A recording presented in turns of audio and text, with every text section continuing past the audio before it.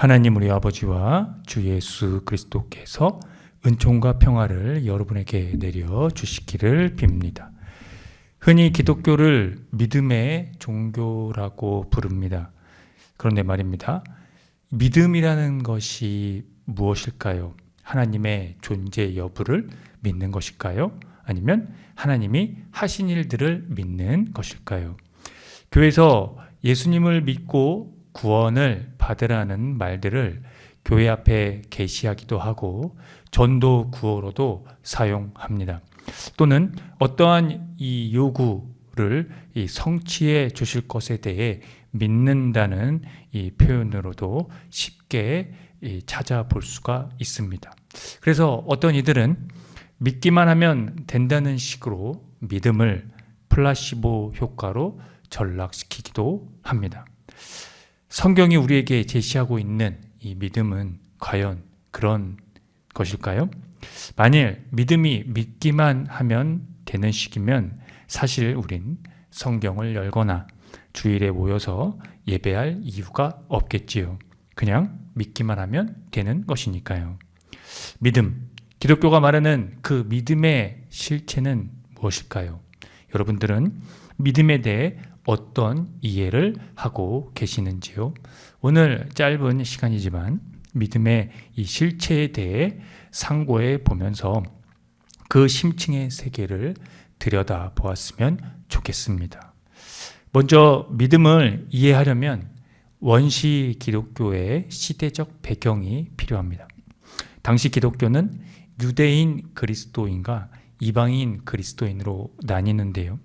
유대인 기독교인들은 유대의 전통, 즉 할례와 음식법 등을 하나님 신앙의 조건으로 삼는 것에서 벗어나지 못했었습니다.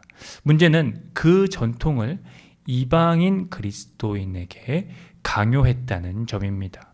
이 문제를 해결하기 위해 믿음과 율법의 이해관계를 관통하고 신학적인 통찰로 그 관계를 해명한 사도가 바울이었습니다. 그의 신학적인 통찰이 이 신약 성경을 관통할 정도로 영향력이 컸습니다. 바울은 율법의 행위로 점철된 이스라엘의 전통과 관습을 재해석했습니다. 하나님이 그들에게 말씀하신 것이 정확히 무엇인지를 말입니다. 따라서 바울은 믿음과 율법의 이 인과관계를 정확히 깨뚫어야 믿음의 실체에 대해 다가갈 수 있다는 점을 확실히 했습니다. 이스라엘의 역사에서 아브라함은 매우 중요한 인물입니다.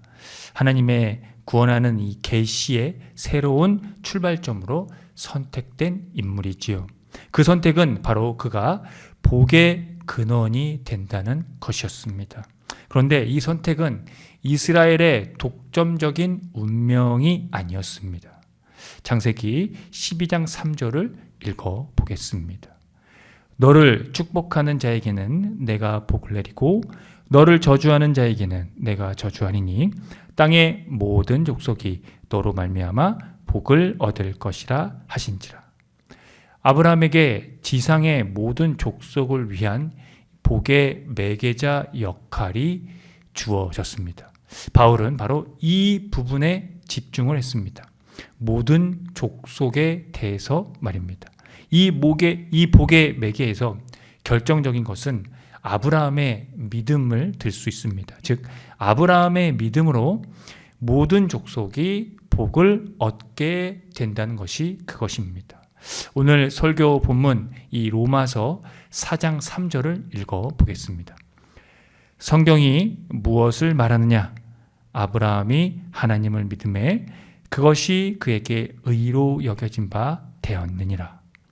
이 부분은 창세기 15장 6절을 인용한 것인데요.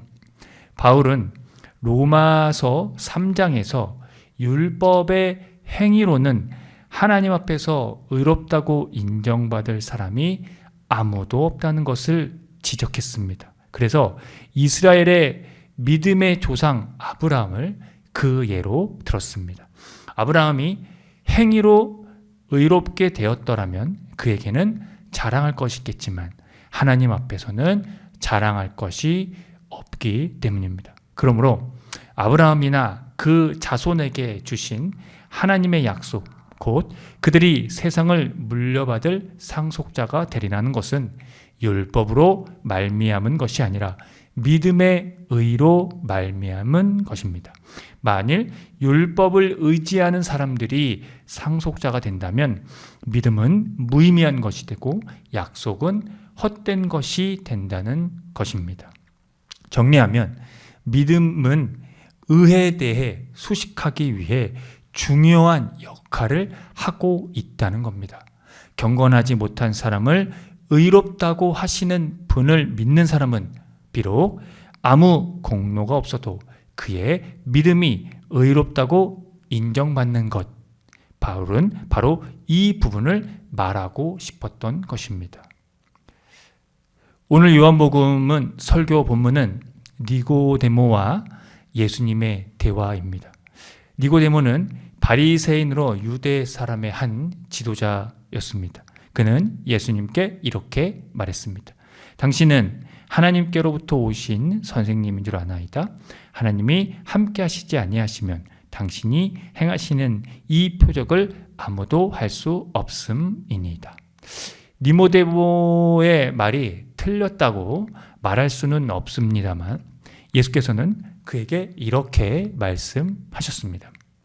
사람이 거듭나지 아니하면 하나님 나라를 볼 수 없다. 거듭남은 이 두 가지 의미가 있었습니다.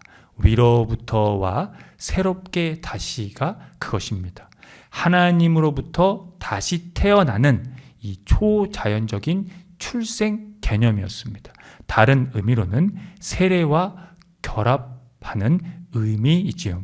예수께서 이 거듭남에 대해 그에게 말씀하신 것은 예수님이 행하신 표적은 하나님 나라의 관점에서만, 하나님의 이 통치의 관점에서만 의미가 있기 때문입니다. 그래서 그것은 물과 성령으로 새로 태어나야 하고 하늘의 일, 즉 하늘에서 내려온 인자만이 하늘로 올라간다는 것을 믿어야 한다는 것이었습니다.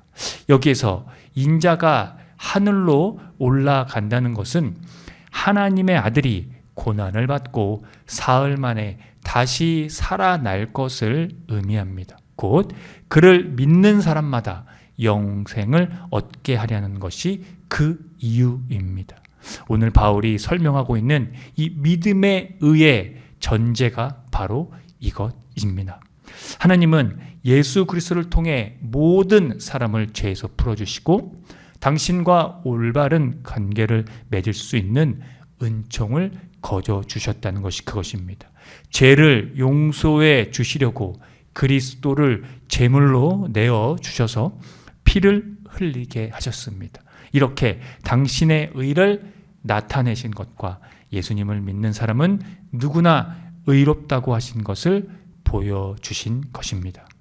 사랑하는 성도 여러분, 이제 율법과는 상관없는 의, 예수 그리스도를 믿는 믿음을 통하여 오는 하나님의 의가 우리에게 나타났습니다.